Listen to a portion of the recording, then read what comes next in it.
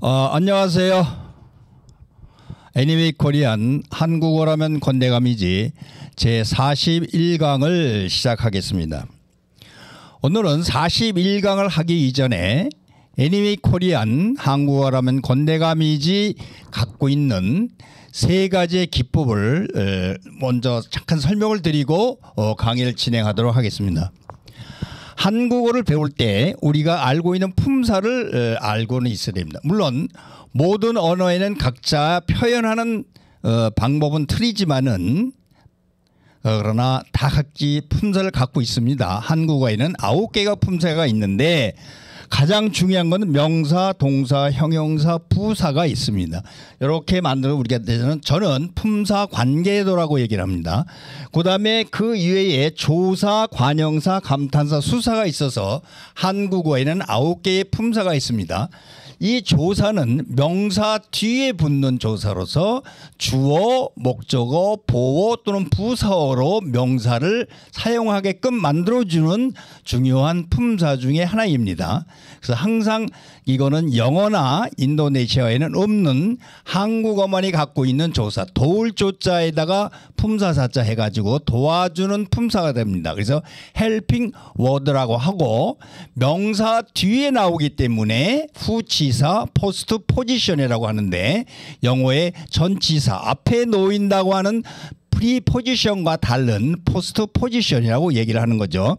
자, 이와 같이 명사 뒤에는 이러한 조사가 따라온다는 것을 아시고 그 다음에 동사 뒤에는 어미가 있는데 그 어미는 한국어에서는 굉장히 중요한 그러한 이 기능을 합니다.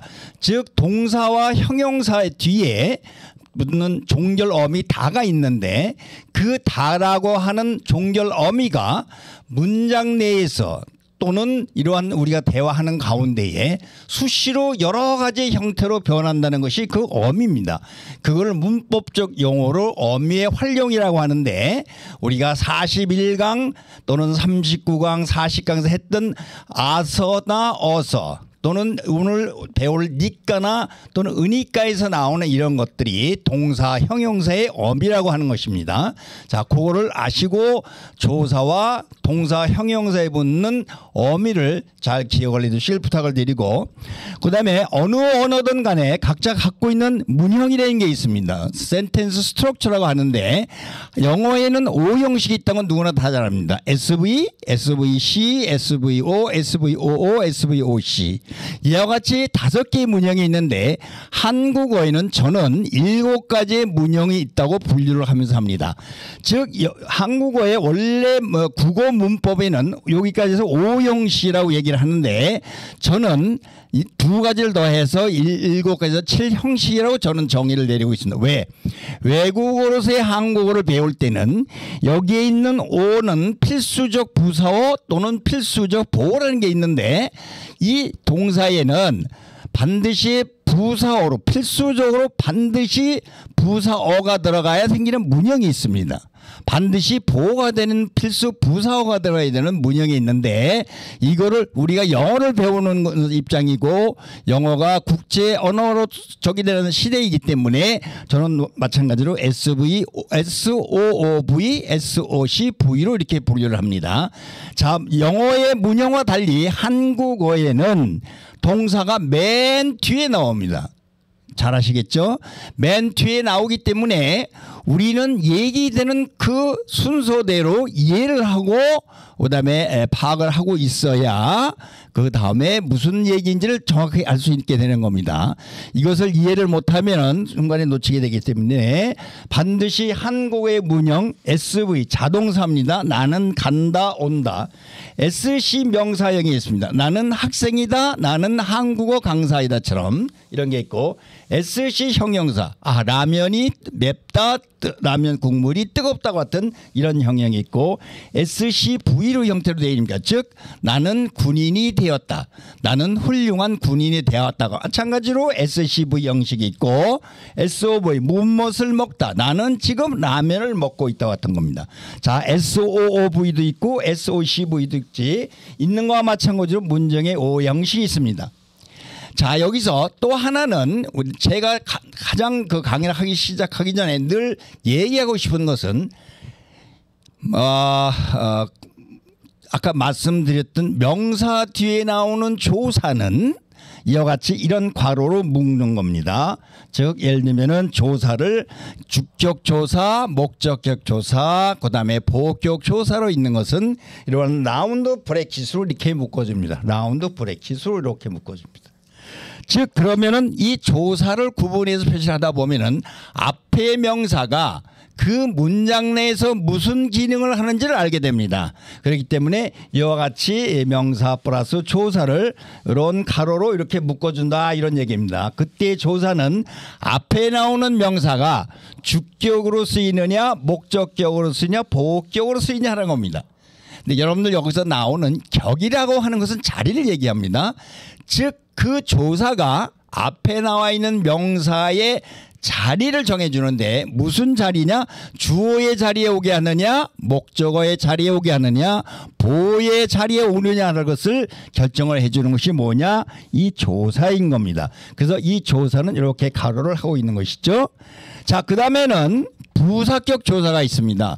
이것도 마찬가지로 부사격 조사이기 때문에 라운드 브래킷으로 묶어야 됩니다만은 아까 말씀을 드렸던 세 가지 주격, 목적격, 보격과 구분하기 위해서 부사격 조사에서 에는 같은 이런 것이 붙어 있을 때는 이러한 트위스트 브래킷으로 해서 묶어준다. 이것을 조금 명심을 해서 같이 공유를 했으면 좋겠다. 이런 얘기가 됩니다. 이때는 부사의 경우에는 이와 같이 트위스트 브래킷으로 묶어줘서 이것만 있으면 부사라고 하는 것을 알게 되는 것이 굉장히 필요하다. 그 다음에 아까도 말씀을 드렸지만은 동사와 형용사의 뒤에 종렬어미 다가 뭐 먹다, 춥다, 덥다, 오다, 가다 이런 것들이 있는 뒤에 종결어미 끝내주는 다가 변해주는데 이러한 것을 저는 이러한 그 스퀘어 브래킷으로 묶어주면은 동사에 변하지 않는 어간이라고 나오는데 그걸 영어로 스템이라고 합니다. 그 어간을 알게 되고 지금 쭉 얘기해드린 원인과 이유가 되는 아서와 어서, 으니까, 니까 같은 이런 것을 구분할 수 있는 이러한 실력이 쌓여진다라고 하기 때문에 이러한 그 앵글 브래킷으로 묶어주는 겁니다. 그 다음에 또 하나는 우리가 얘기하는 클로즈 절로 되어 있는 것이 있는데 요거는 S와 V로 되어 있는 것은 이러한 스퀘어 브래킷으로 묶어준다 이렇게 이해를 하시면 되고 이거를 그룹핑 한다고 하고 전문용어로 또 청킹이라고 하는데 우리 순수한 한글로 설명을 하면 말뭉치라고 해도 됩니다. 말뭉치라고 해도 돼서 일단은 영어로 하시려면 그룹핑 그 다음에 우리말로 해서는 그냥 말뭉치 이렇게 하시면 되고 중요한 것은 이러한 말 가운데 또는 문장 글 가운데는 전부 뭐가 있냐면 OW 일회치가 있습니다. 즉 OW라고 하는 것은 who 우리말로 얘기해서 한국어로 누가 이렇게 됩니다. 누가 언제 when 언제 또 where 어디서 또 뭐가 있으면 무엇을 what 무엇 그다음에 why 왜 그다음에 마지막으로 플러스 how가 있습니다. how 어떻게 이렇게 되는 것이죠. 여러분들이 어떤 문장을 보든 또는 어떤 얘기를 듣든 간에 전부 이 속에 있으면 누가 언제 어디서 무엇을 왜 어떻게가 되어 있습니다. 이러한 것이 전부 앞에서 얘기했던 조사와 또는 조사가 붙어서 주어 목적어 보호로 쓰이는 거 또 부사로 쓰이는 거 그다음에 동사 형용사에 대해서 어미가 활용이 돼서 원인 이유가 돼서 니까 아서가 붙는 거 또한 그 저기에서 이러한 그 절로 나오는 문장들을 파악을 할 수 있다. 굉장히 중요한 얘기이기 때문에 한국어를 배울 때 이 OW1H 그다음에 말뭉치 그룹핑하는 거 그다음에 문정의 7가지 형식 품사 관계들을 늘 명심을 하고 계시면은 한국어를 쉽게 혼자서로도 공부를 할 수 있다. 이런 얘기를 드리면서 제 41강을 시작하도록 하겠습니다.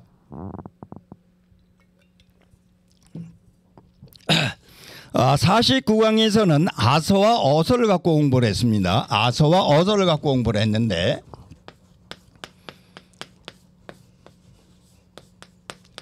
자 이거는 어미이기 때문에 이와 같이 스퀘어 브래킷으로 묶어줍니다. 근데 아서와 어서는 앞에 나오는 동사 형용사의 모음에 따라서 아서가 붙기도 하고 어서가 붙습니다. 발음하기 좋게 하기 위해서 이렇게 바뀐다. 근데 뜻은 무슨 용도로 쓰이냐 무슨 기능을 하느냐 하면은 뭐뭐시니까 뭐 왔기 때문에 원인 이유가 된다 이런 얘기죠. 자 지난번에도 왜 열심히 공부해요 그랬으니까 그때 뭐라고 그랬죠? 한국어를 잘 하기 위해서라고 그랬죠. 왜 공부해요? 열심히 공부하는 이유는 한국어를 잘 하기 위해서입니다. 이런 대답이 되는 거죠. 그래서 이건 다른 말로 바꾸면은 한국어를 잘 공부하기 위해서 열심히 공부하고 있습니다. 이런 얘기가 되는 거죠. 그 다음에 지하철을 타다는 단어 문장과 길이 막히다는 것을 할 때 왜 지하철을 타요? 길이 막혀서요. 그럼 한 문장으로 보면은 나는 매일 지하철을 탑니다. 왜요? 길이 막히니까요. 길이 막혀서 이와 같이 되는 것입니다. 자, 그래서 오늘은 복습을 끝내고 제 41강에 들어가서 41강에서는 니까를 갖고 설명을 드리도록 하겠습니다. 자, 원인과 이유가 되는 것은 아서와 어서도 어미가 있지만은 니까와 은니까의 두 가지가 있습니다. 자, 동사의 어간 뒤에 니까를 붙이고 그죠? 은니까로 이렇게 바뀌어지는 겁니다. 요거는 늘 명심을 해 두시면 됩니다. 다 예를 들면은 먹다라고 하는 동사가 있습니다. 그러니까 먹다 그러면은 먹으니까 어떠냐? 라면을 먹으니까 맛이 있더냐 없더냐 이렇게 물어볼 수 있죠. 그런데 이때 이 다는 은니까가 붙습니다. 왜 그러냐? 앞에 나오는 동사에 간이라고 하는데 먹이라고 하는 이 동사가 이렇게 자음으로 끝났을 때는 발음을 좋게 하기 위해서 쉽게 하기 위해서 은니까가 붙어서 먹으니까로 됩니다. 그런데 가다라고 하는 동사가 있습니다. 자 보세요. 가다. 어디 가다? 학교에 가다, 극장에 가다. 자 가다라는 동사가 있습니다.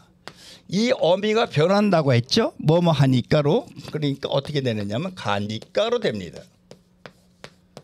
자 똑같이 원인이 되는데 원인과 이유가 되는데 여기에는 의가 붙어있고 여기는 없습니다. 왜 그러냐? 앞에 나오는 그 동사의 간에 단어 자음이 있고 여긴 자음이 없습니다. 이 차이 때문에 은니까와 니까가 되는 것인데 그것의 기능 역할은 똑같이 뭐뭐 하기 때문에 뭐뭐한 이유로 이렇게 해석이 될 수 있다. 이런 얘기를 드리는 거죠. 자, 그 다음에 예문을 갖고 다시 한번 또 설명을 드리겠습니다.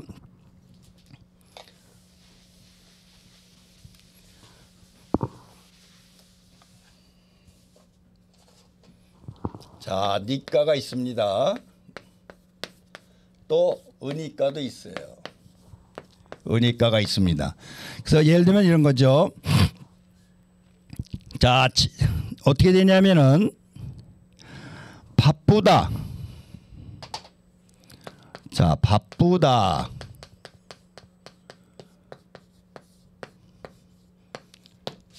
형용사입니다.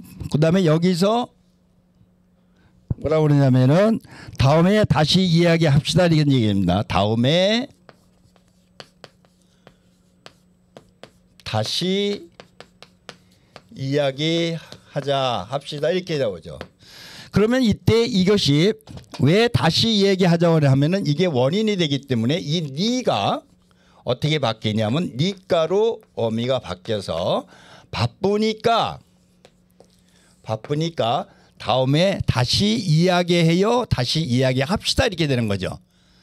그러니까 여기서 오늘 배우는 니가는 앞에서 30강, 39강, 40강에서 말씀을 드렸던 아서와 어서의 용법과 같은데 그때그때에 따라서 니가를 쓰기도 하고 은니가를 쓰고 또 어떤 때는 아서나 어서로 쓰는데 오늘 41강에서는 이 니가를 갖고 연습을 한 겁니다.